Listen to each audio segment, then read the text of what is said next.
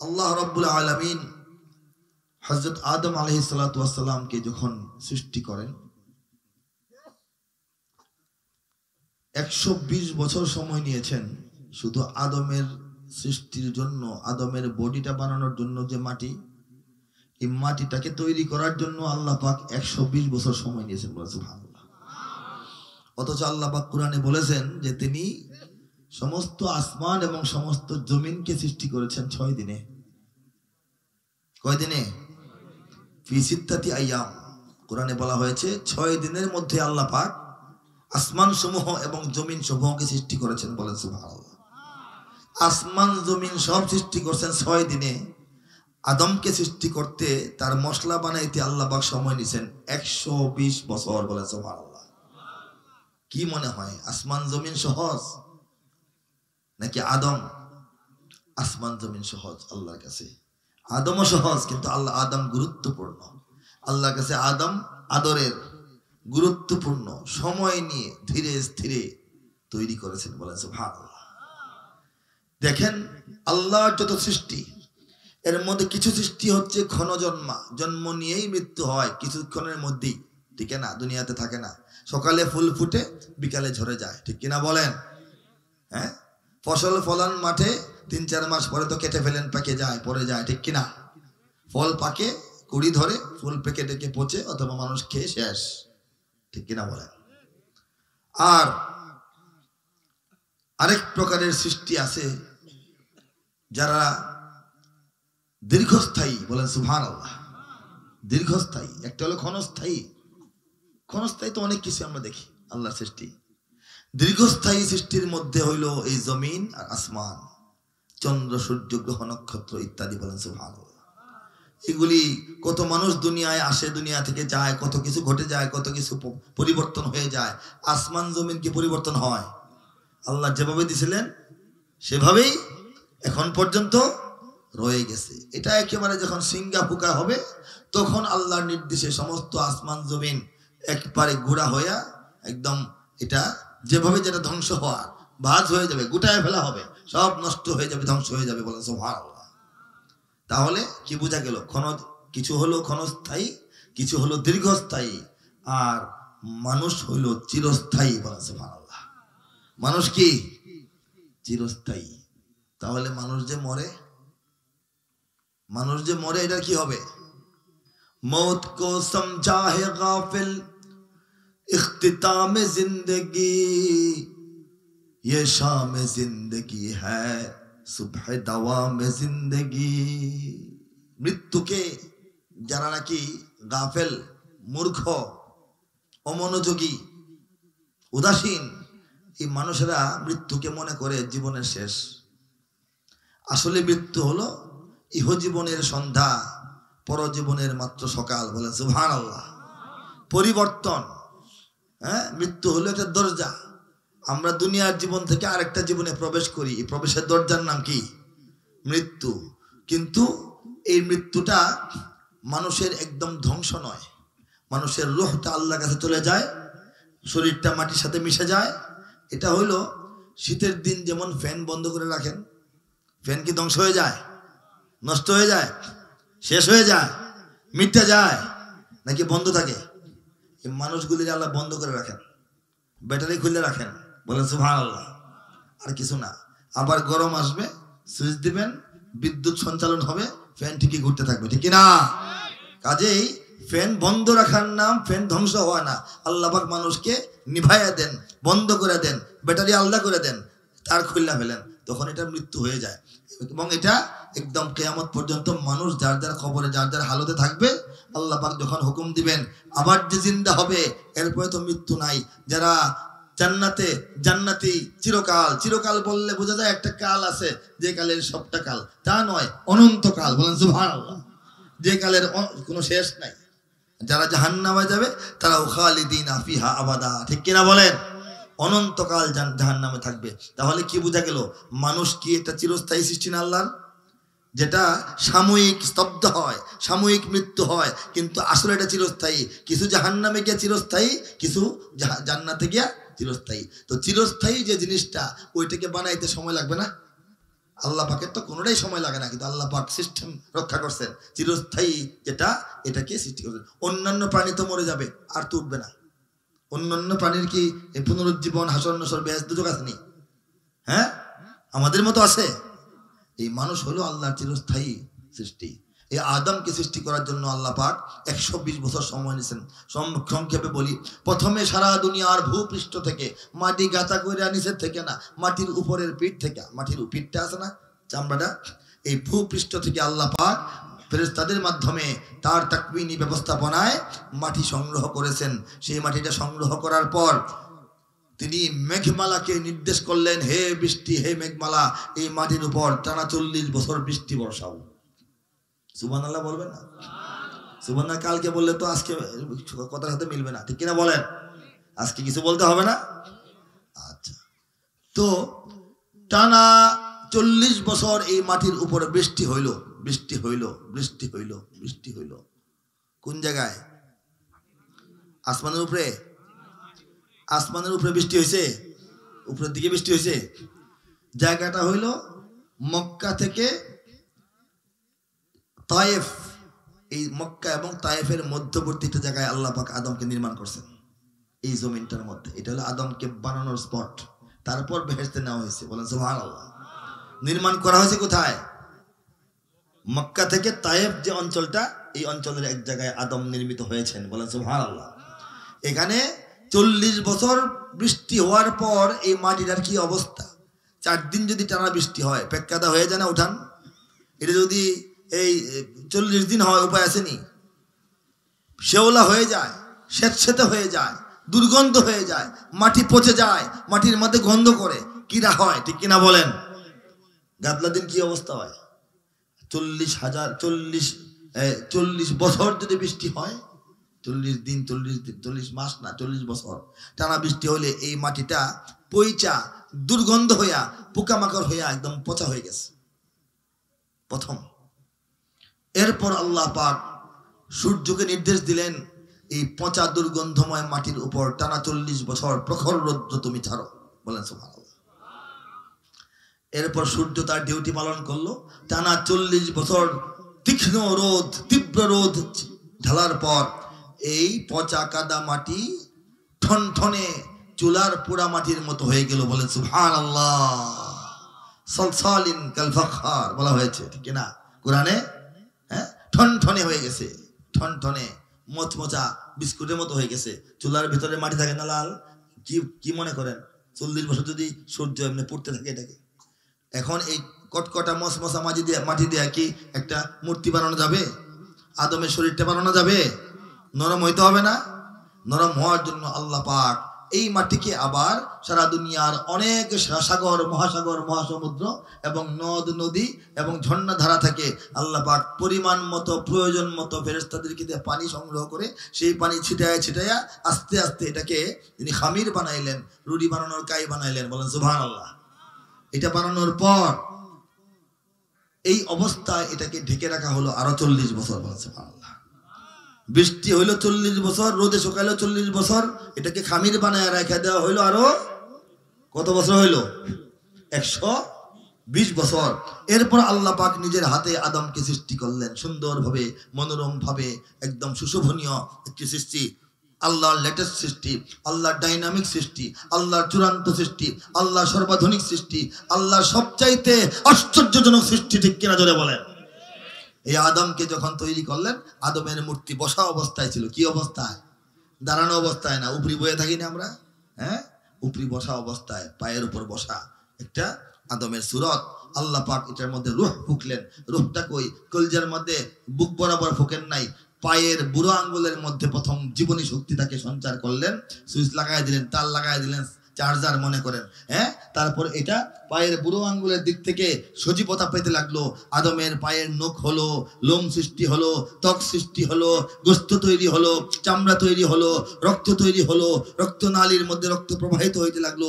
পাটা আস্তে আস্তে পেক্কাদা মাটির পা থেকে মানুষের পায়ে রূপান্তরিত হইলো, হাঁটু পার হয়ে, উরু পার হয়ে, আমার কোমর পার হয়ে, পেট পার হয়ে, বক্ষদেশ পার হয়ে, গণ্ডদেশ পার হয়ে, চেহারা পার হয়ে, মাথা পর্যন্ত সম্পূর্ণ আদম মানবের পরিণত হলেন। সুবহানাল্লাহ। যখন মস্তিষ্কে উঠলো তখন আদমের একটু সুরসুরি তিনি একটা হাঁচি দিলেন, বলেন সুবহানাল্লাহ।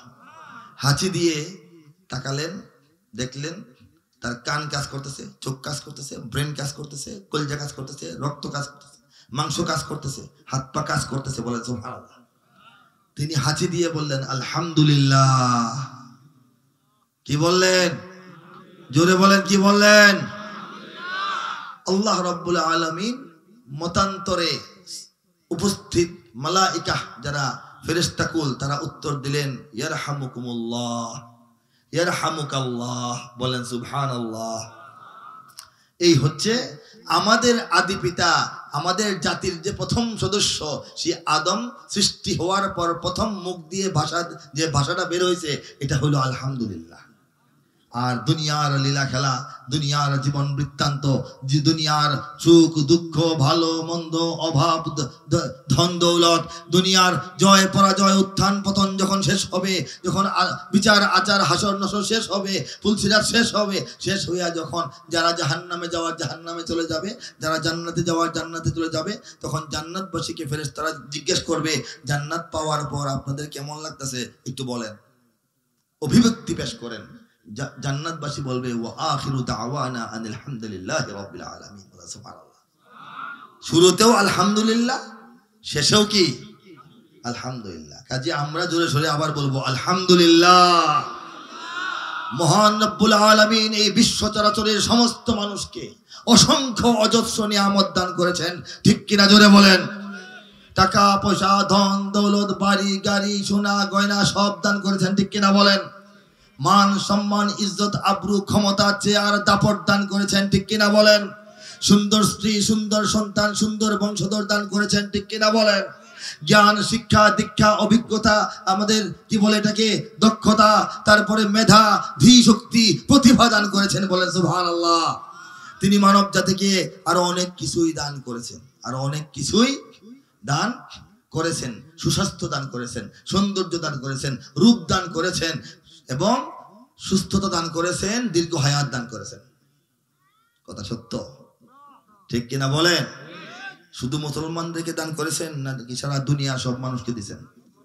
সব মানুষকে দেন নাই, বরং চিন্তা করলে, হিসাব করলে, খবর নিলে দেখা যাবে সারা দুনিয়াতে কাফের বেদিনরা আমাদের চাইতে বেশি ধনী। চুপ থাকলে তো কথা বলতে মন চায় না, ঠিক বলে জোরে বলবেন ঠিক। কাফের মুশরিকরা মুসলমানদের চাইতে বেশি ধনী কিনা বলেন। কাফের মুশরিকদের হাতে মুসলমানদের চেয়ে বেশি ক্ষমতা কিনা বলেন। সব দিক থেকে ওরা এগিয়ে আছে।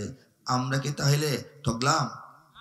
আমরা যে আল্লাহর জন্য জীবন দেই, আমরা যে হালালের উপর কষ্ট করে চলি, হারাম থেকে বাঁচা থাকি, আমরা যে প্রতিদিন মাথাটাকে মাটির মধ্যে আল্লাহর সামনে বারে বারে লুটায় ফেলাই, আমরা যে না খেয়ে রোজা রাখি, আমরা যে নিজের কামাই থেকে যাকাত দিয়া দেই, নিজের কামাই থেকে মসজিদ মাদ্রাসায় দান করে দিই, নিজের কামাইয়ের টাকা দিয়া আল্লাহর ঘর জিয়ারত করতে যাই, আমরা যে মানুষকে সাহায্য করি, আমরা যে আল্লাহর বিধিবিধান মেনে চলি, আমরা যে আল্লাহর পথে থাকতে গিয়া কাফের মুশরিকদের নানান রকমের নির্যাতনের শিকার হই, সবকিছু পরে আমরা কম পাইলাম, তারা বেশি পাইলো। এটা কি ঠকা হইল না?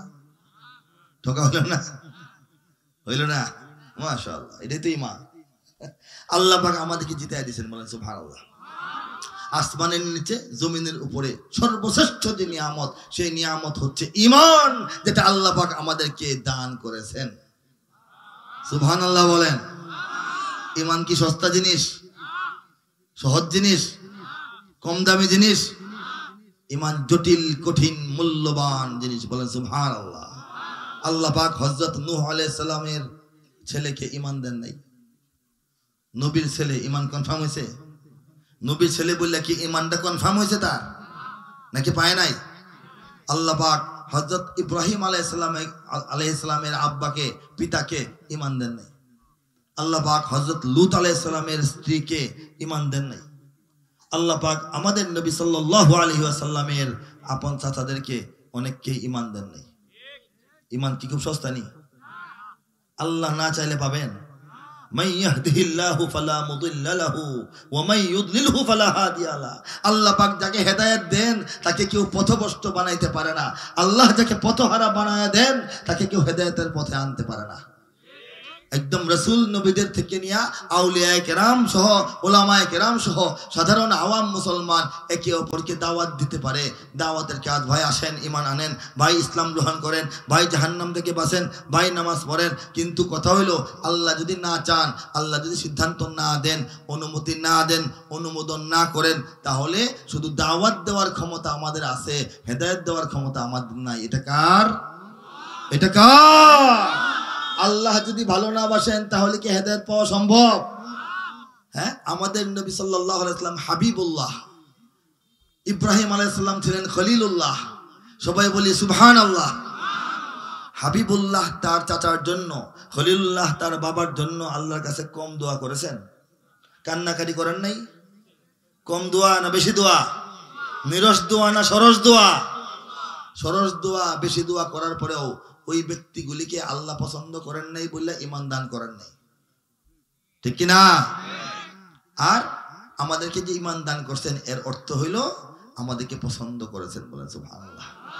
আমাদেরকে আল্লাহ ভালোবাসেন, আল্লাহ পছন্দ করেন, আল্লাহ আদর করেন, আল্লাহ মোহব্বত করেন, আমাদের দুনিয়া ও আখিরাতের কল্যাণ চান বলেই বাংলাদেশের মুসলমানদেরকে বিনা মায়ের খাওয়ায়, বিনা বাড়ি ঘর ছাড়ায়, বিনা কষ্টে, বিনা খরচে, বিনা চেষ্টায় আল্লাহ পাক ঈমান দিয়া ভরপুর করে দিয়েছেন। বলেছেন, এই জন্য আমরা অন্তর থেকে বলি আলহামদুলিল্লাহ, আনন্দ প্রকাশ করে বলি সুবহানাল্লাহ, গৌরব প্রকাশ করে বলি আল্লাহু আকবার।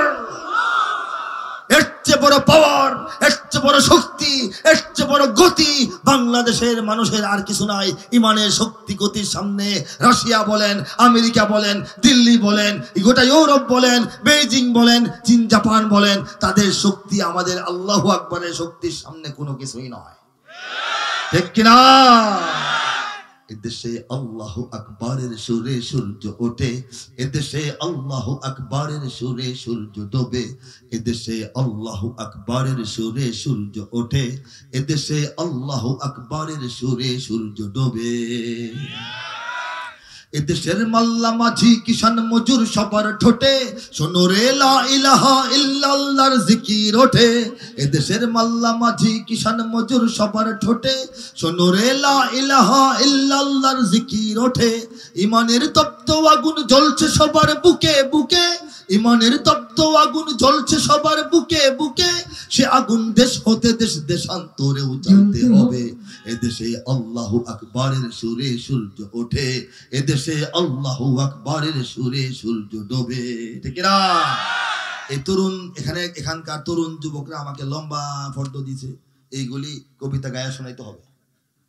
হ্যাঁ, এখন আমি পড়ি বিরাট বেকায়দায়। কোথাও যখন মাহফিলে যাই তখন এখানে অনেক আমার বাপ চাচার বয়সী বৃদ্ধরা আসেন, তারা তো দুইটা ইসলাহি কথা শুনতে চান, মাসলা মাসাইল শুনতে চান, তারা সিরাতুন নবী শুনতে চান, কোরআনের ব্যাখ্যা শুনতে চান, হাদিসের বিশ্লেষণ শুনতে চান। তাদের হলো একটা রুচি, একটা অপেক্ষা, বড় হুজুর দাওয়াত দিয়ে আনছি, উনি তো কোরআন হাদিস থেকে সুন্দর করে আস্তে আস্তে আস্তে আস্তে বয়ান করবে, আমরা শুনবো, অন্তটা জোড়াবে, ঠিক কিনা বলেন? আর তরুণ যারা আছে যুবকরা, এরা অপেক্ষা থাকে, হুজুর কথা লম্বা করতেছে, হুজুর খালি কথা লম্বা করতেছে, সঙ্গীত কবিতা কোন সময় হবে?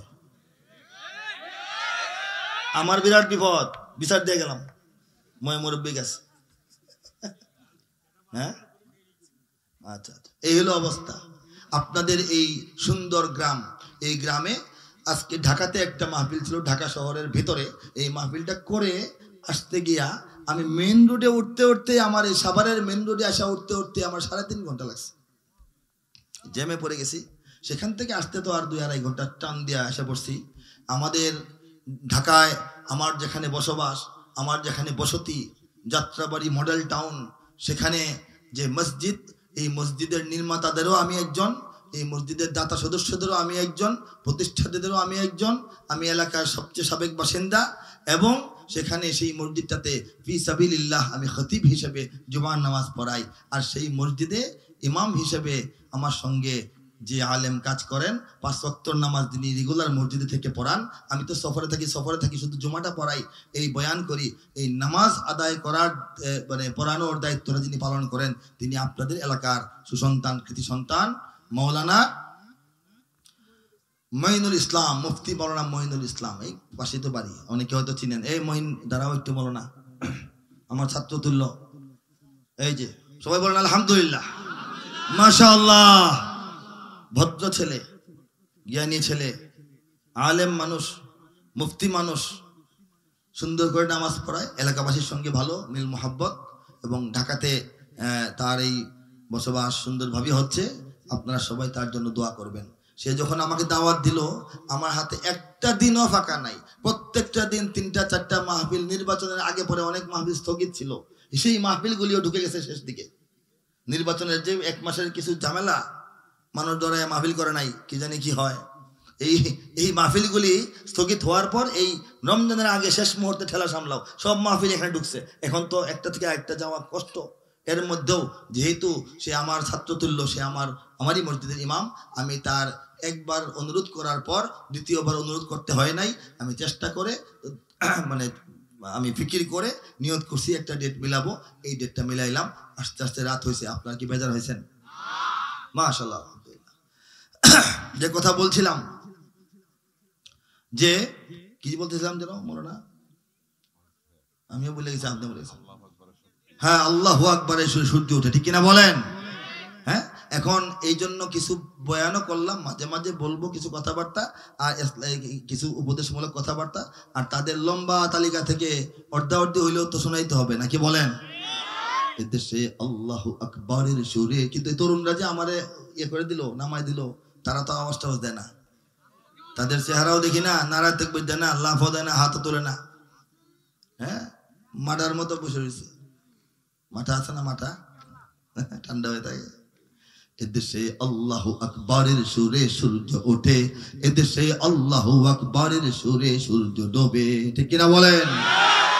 এদেশের মাল্লা মাঝি কিষান মজুর সবার ঠোঁটে শোনো রে লা ইলাহা ইল্লাল্লাহর জিকির ওঠে। ইমানের তপ্ত আগুন জ্বলছে সবার বুকে বুকে, সে আগুন দেশ হতে দেশ দেশান্তরেও জ্বালতে হবে। এদেশে আল্লাহু আকবারের সুরে সূর্য ওঠে, এদেশে আল্লাহু আকবারের সুরে সূর্য ডোবে, ঠিক কিনা? এদেশের পথে ঘাটে, এদেশের বাজার হাটে, এদেশের এদেশের এদেশের এদেশের এদেশের গঞ্জ গ্রামে খোদার নামের তাসবিহাতে কত পীর আউলিয়াদের অশ্রু ঝরে গভীর রাতে। এদেশের গঞ্জ গ্রামে খোদার নামের তাসবিহাতে কত পীর আউলিয়াদের অশ্রু ঝরে গভীর রাতে। যে দেশের সন্তানেরা মক্তবে যায় কোরআন বুকে, সে দেশে আল কোরআনের শাসন কায়েম করতে হবে। এদেশে আল্লাহু আকবারের সুরে সূর্য ওঠে, এদেশে আল্লাহু আকবারের সুরে সূর্য ডোবে। আমার সঙ্গে তরুণরা উচ্চারণ করে দেখো, আত্মার কলিজার যে সাইজ নিয়ে আসছো, 4 গুণ হয়ে যাবে, কলিজা বড় হয়ে আসবে, সাহস বাড়বে, মনে হবে আমরা মুমিন মুসলমানরা এদেশের ভাড়াটিয়া নই, আল্লাহ পাক আমাদেরকে এদেশের মালিকানা দান করেছেন। হাত তুলে, এদেশে আল্লাহু আকবারের সুরে সূর্য ওঠে, এদেশে আল্লাহু আকবারের সুরে সূর্য ডোবে, ঠিক না? এদেশের জলে স্থলে,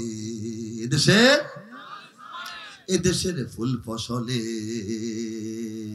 এদেশের এদেশের এদেশের এদেশের এদেশের সবুজ মাটি সবুজ ঘাসে সবুজ বনে, মদিনার সবুজ মিনার ঝলসে ওঠে 2 নয়নে। এদেশের সবুজ মাটি সবুজ ঘাসে সবুজ বনে, মদিনার সবুজ মিনার ঝলসে ওঠে 2 নয়নে। এদেশের শিকড় তো নয় দিল্লিতে বা ওয়াশিংটনে, এদেশের শিকড় তো নয় দিল্লিতে বা ওয়াশিংটনে, এদেশের শিকড় জানি ছড়িয়ে আছে দূর আরবে।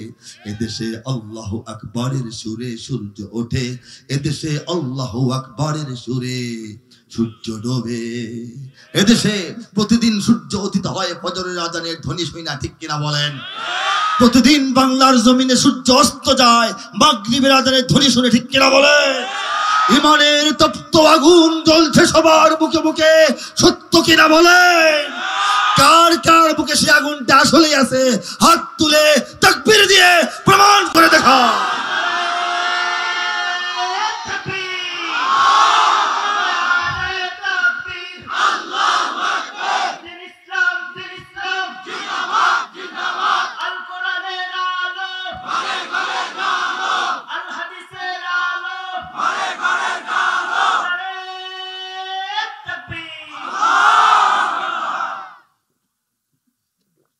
এটা হচ্ছে আল্লাহর তরফ থেকে দান করা মুসলমানদের দেশ।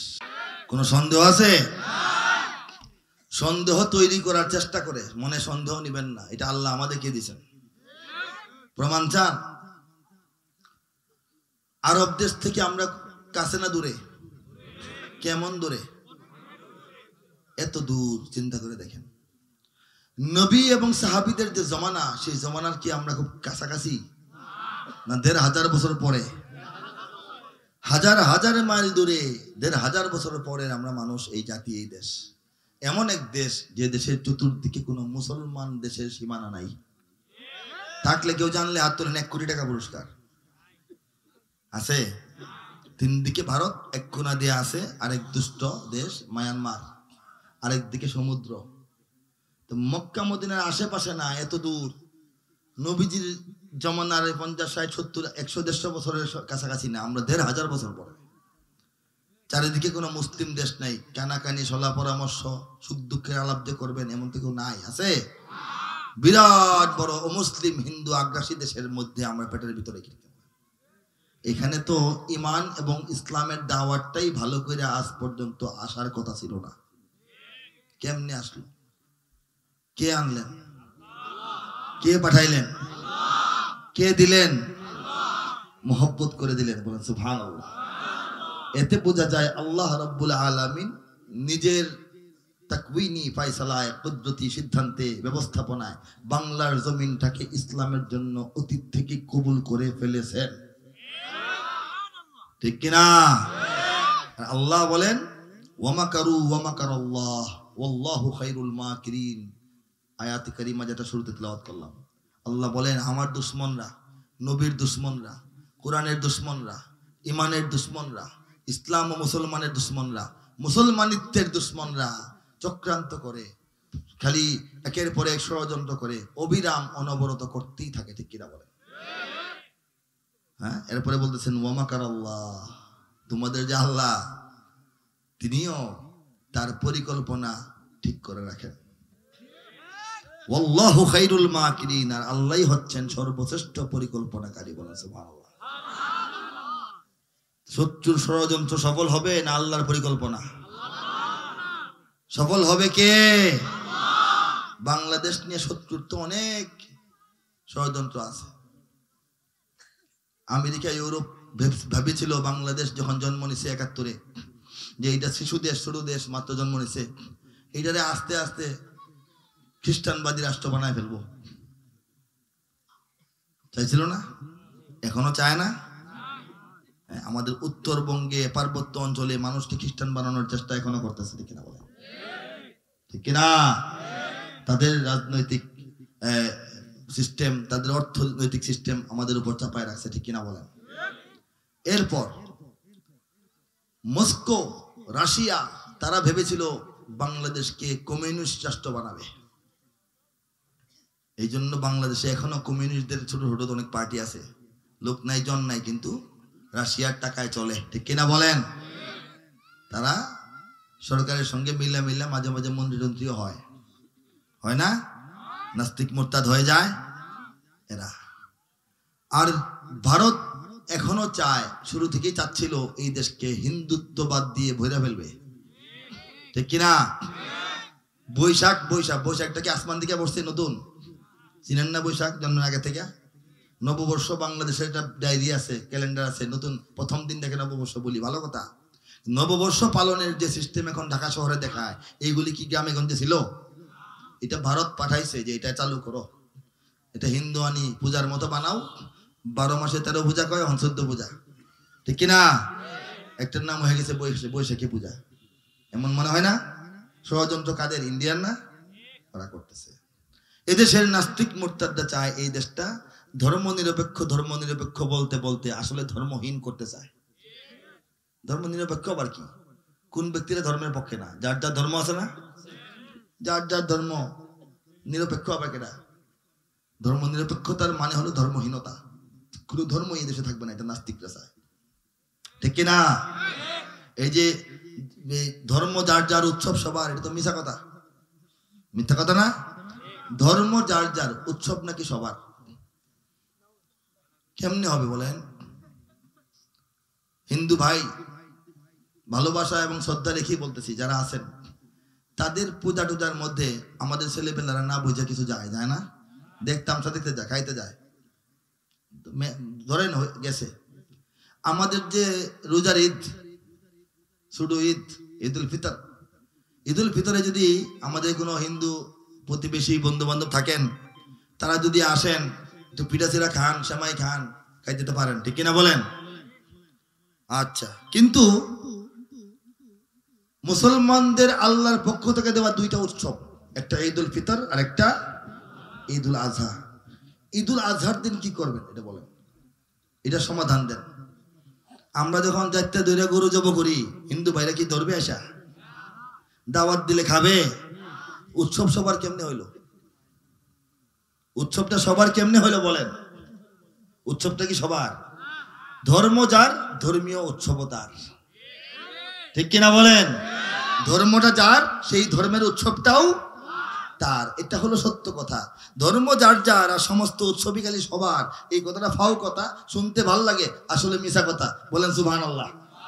এটা বুঝতে হবে, মনে রাখতে হবে, ঠিক কিনা বলেন? এই যে বিভিন্ন ধর্মের বিভিন্ন দেশের বাংলাদেশকে নিয়ে ওয়ামাকারু, আল্লাহ বলছেন তারা ষড়যন্ত্র করে, চক্রান্ত করে, অভিসন্ধি দুরভিসন্ধি, এই যে বিভিন্ন রকমের তেনা পেশায় কলা কৌশল করে, করতেছে না? কিন্তু আল্লাহ বলেন আমি আল্লাহ পরিকল্পনা করি। বলেন সুবহানাল্লাহ। বাংলাদেশ নিয়ে আল্লাহর পরিকল্পনা কি, এটা বুঝতে হবে না? ওদেরটা হবে না আল্লাহরটা হবে? আল্লাহর পরিকল্পনা হলো বাংলাদেশটা হবে ইসলামের। বলেন সুবহানাল্লাহ। এই জন্যই যেখানে ইসলাম আসার কথা না, আল্লাহ পাক সেখানে ইসলাম পাঠাইছেন। যেখানে দুশ্মনদের এত এত ষড়যন্ত্রের ভিতরে ইসলাম টিকে থাকার কথা না, সেখানে আল্লাহ পাক ইসলামকে এখনো টিকিয়ে রেখেছেন, ঠিক কিনা বলে? নানান রকমের ষড়যন্ত্রের পরেও বাংলাদেশে মসজিদ কমে না বাড়ে, মাদ্রাসা কমে না বাড়ে, আলেম কমে না বাড়ে, হাফেজ কমে না বাড়ে, বাড়তেছে বাড়তেছে। কে বাড়াচ্ছেন? কে বাড়াচ্ছেন? ওরা তো চেষ্টা করে বন্ধ করার। মসজিদ কেমনে কমানো যায়, মাদ্রাসা কেমনে জঙ্গি জঙ্গি বলে বন্ধ করা যায়, মাহফিল কেমনে না হওয়া যায়, চিন্তা করে না, চেষ্টা করে না। কিন্তু আল্লাহ পাক চান এগুলি বাড়বে। আল্লাহ আল্লাহর বাতি জ্বালাবেন, ওরা ফু দিবে নিভানোর জন্য, কিন্তু নিভাইতে পারবে না, ঠিক কিনা? কারণ আল্লাহ পাক বঙ্গোপসাগরের পাড়ের এই পেটকাদা মাটির জমিন, এই পোকামাকড়ের জমিন, এই বন জঙ্গলের জমিন, এই অধিকাংশ মূর্খ মানুষের দেশ, এই অধিকাংশ দরিদ্র মানুষের দেশটাকে আল্লাহ পাক ইসলামের ঘাঁটিতে রূপান্তরিত করেছেন, ঠিক কিনা? আমরা হইলাম সেই ঘাঁটির ইমানের সৈনিক। কারা কারা হাত তুলবো? লিল্লাহি তাকবীর, লিল্লাহি তাকবীর। ইমানের সৈনিকেরা ভয় পেও না, রাত্রি আধার হচ্ছে বলে। ভয় পাননি? ইমানের সৈনিকেরা ভয় পেও না, রাত্রি আধার হচ্ছে বলে। যত রাত হোক না আধার আসবে সকাল সময় হলে, যত রাত হোক না আধার আসবে সকাল সময় হলে। এ স্বাধীন জন্মভূমির রক্ষীরা সব প্রস্তুতি নাও দিন বদলে। এ লড়াই লড়তে হবে শক্তি সাহস বুদ্ধি বলে, এ লড়াই লড়তে হবে শক্তি সাহস বুদ্ধি বলে, ঠিক না? ওরা ইসলাম যদি চায় বাদ দিতে সংবিধান থেকে, চায় না? বাংলাদেশের রাষ্ট্র ধর্ম ইসলাম থাকবে না, রাখবো না, এগুলি বলার লোক আছে না? আপনাদের আশেপাশে আছে না? চিনেন না? ইসলাম থাকে না, না ওই লোকটাই থাকে না। মাথায় দেওয়ার জ্যাকেট উল্টা করে পইরা মুখ ঢেকে হাঁটতে হয়, ঠিক কিনা বলেন?